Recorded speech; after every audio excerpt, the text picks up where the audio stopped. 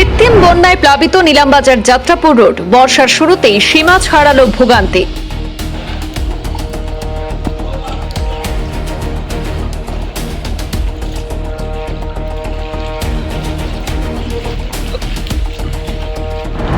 Circle office এবং অগ্নি নির্বাপক কেন্দ্র রয়েছে যাত্রাপুর রোডেই। বিপন্ন জনজীবন।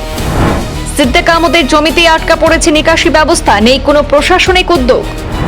নিলামবাজারের সবচেয়ে বড় প্রগতিশীল স্কুল 101 নম্বর প্রেমময়ী এলপি স্কুলও রয়েছে সমস্যায়। দক্ষিণ করিমগঞ্জের প্রাণকেন্দ্র নিলামবাজার যাত্রাপুর রোডে কৃত্রিম বন্যায় স্বাভাবিক জনজীবন বিপন্ন করে তুলেছে।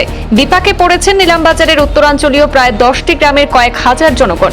ভোগান্তির জন্য বিধায়ক সিদ্দিক আহমদ এবং স্থানীয় রাজস্ব চক্রাধিকারিকের উদাসীনতাকেই দায়ী করছেন ভুক্তভোগী জনতা। অভিযোগ মতে দীর্ঘদিন থেকে যাত্রাপুর রোডে ড্রেনের নিকাশি ব্যবস্থা বন্ধ থাকায় গত কয়েক মাস ভর খরা মৌসুমেও সেখানে কৃত্রিম বন্যায় প্লাবিত হয়েছিল ব্যস্ততম যাত্রাপুর রোড।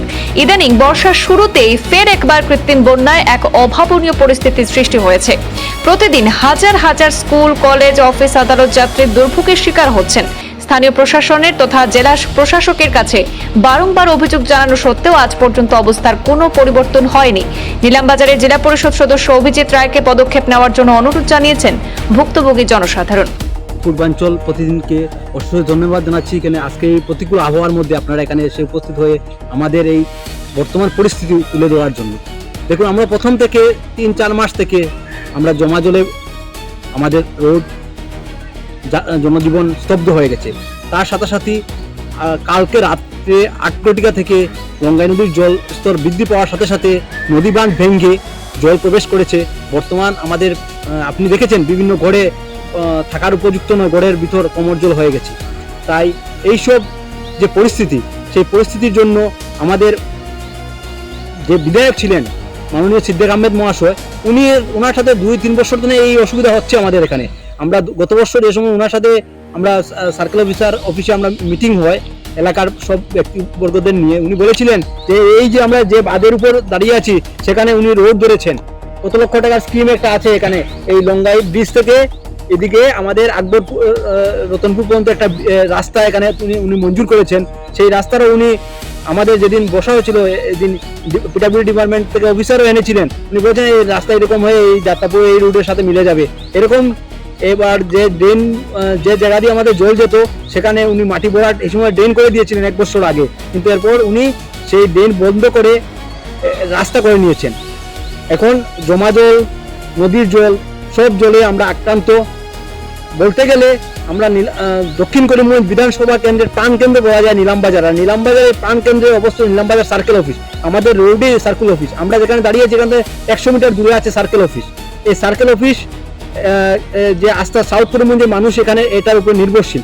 কিন্তু আমি আশা রাখছি আগামী দিনে যিনি বিধায়ক হবেন 4 তারিখ, উনাকে আগাম দৃষ্টি দেওয়ার জন্য অনুরোধ করছি।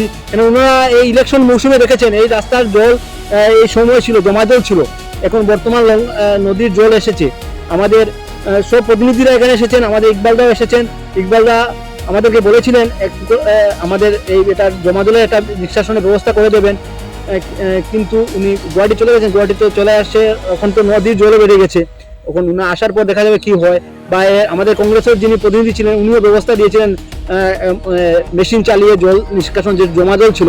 তো আগামী দিনে যিনি বিধায়ক হবেন ওনার কাছে আমি দৃষ্টি দেওয়ার জন্য অনুরোধ করছি। কেন এটার উপর পুরা সাউথ করিমগঞ্জের মানুষ নির্ভরশীল। এখানে সার্কেল অফিসে আজকে একজন মানুষ এসেছেন সনবিলের সাইড থেকে, উনি আসতে বহুত কষ্ট হয়েছে, গাড়ি নিয়ে এসেছেন, বহুত অসুবিধার সম্মুখীন হয়েছে। আমরা দেখতে পেয়েছি, ওনাকে আমরা সাহায্য করেছি যতটুকু পেরেছি। কিন্তু আশা রাখছি আগামী দিনে এটার যেন আমাদের সলিউশন হয়, এটা আশা রাখছি। এবং মাননীয় জেলাধিপতির সাথেও আমাদের 1 মাস আগে একটা বৈঠক হয়েছিল আমাদের জেলা পরিষদ সদস্যের তত্ত্বাবধানে। আমাদের জেলা পরিষদ সদস্য আমাদের এটা নিয়ে বহুত তুরজোর করেছেন, কিন্তু এখনো কোনো গিয়ে পুষতে পারেননি। আমাদের জেলা পরিষদ সদস্য অভিজিৎ রায় মহাশয় উনি প্রচেষ্টা করেছেন আমাদের এই জমা জল, লঙ্গাই নদীর বাঁধ উনিও চেষ্টা করেছেন। তাই আমি সবার কাছে অনুরোধ রাখছি যে এটার একটা স্থায়ী সমাধান যেন হয়। যদি এখানে কোনো রোড আমরা যে যেখানে দাঁড়িয়ে আছি সেই সামনেই 25 মিটার আগেই এখানে বাংলন দিয়েছে, সেই রোডটাও যদি আমাদের হয়ে যায় তাহলে আমাদের নদীর জল ডুববে না। ওভারফ্লো হয়ে যে জল ঢুকে বা নদী বাঁধ ভেঙে যে জল ঢুকছে, এখন তো নদীর বাঁধ ভেঙে জল ঢুকছে, তাই প্রশাসনের কাছে দৃষ্টি আকর্ষণ করি বর্তমানে এই যে নদী বাঁধ ভেঙেছে সেটার একটা যত তাড়াতাড়ি সম্ভব এটা একটা জিও ব্যাগ বা বিভিন্ন বিষয় যেটা দিয়ে এটা বন্ধ করা যায় এই আশা রাখছি প্রশাসনের।